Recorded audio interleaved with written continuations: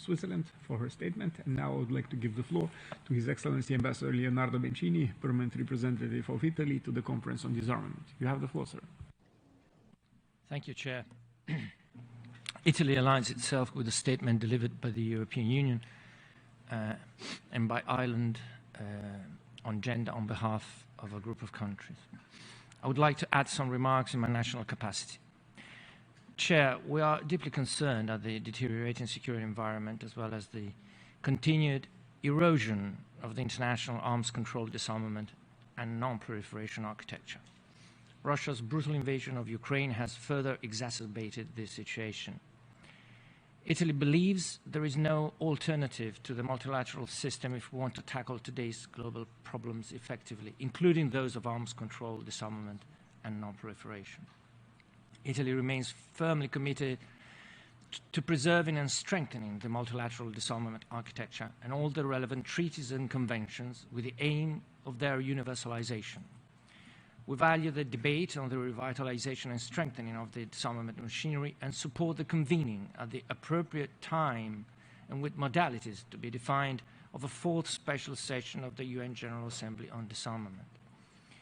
While it is, at this point in time, unrealistic to embark on a wide restructuring of the disarmament machinery, we believe that we should at least begin to discuss the feasibility of certain ideas so that when the time comes, we will be prepared, if we so agree, to implement them. Italy believes that, first of all, we should aim to harmonize and streamline the entire disarmament machinery. To begin with, we should look at the respective mandates of the Conference on Disarmament and the UN Disarmament Commission and review them accordingly to create a coherent system while bearing in mind the different nature of these bodies, respectively a negotiating body and a deliberative one. We favor greater interaction between the General Assembly and this committee and the Conference on Disarmament.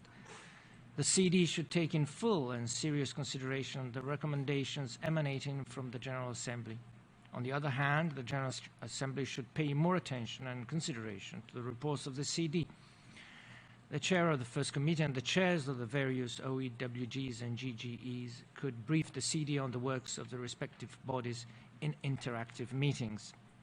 Furthermore, every disarmament body should interact more and better with the rest of the UN system, but also with civil society and the private sector. Chair, Italy wishes to highlight the seriousness of the financial difficulties affecting the disarmament conventions that hamper the proper functioning of the disarmament machinery. While we are open to any new proposal or measure to ensure financially sound management, we believe that the only sustainable option is to address non-payment. As long as there are arrears, financial problems will persist. We call upon states to pay their dues on time and in full, as this is a legal obligation, and to settle all outstanding debts to the concerned instruments as soon as possible. Chair, across all these issues, Italy believes that greater interaction with civil society will bring a key contribution to the entire disarmament machinery. Italy promotes policies and approaches that enable the full empowerment of women and take into due regard the gendered impacts of armed violence and the importance of including women in disarmament negotiations and peace-building programs. I thank you, Chair. I thank this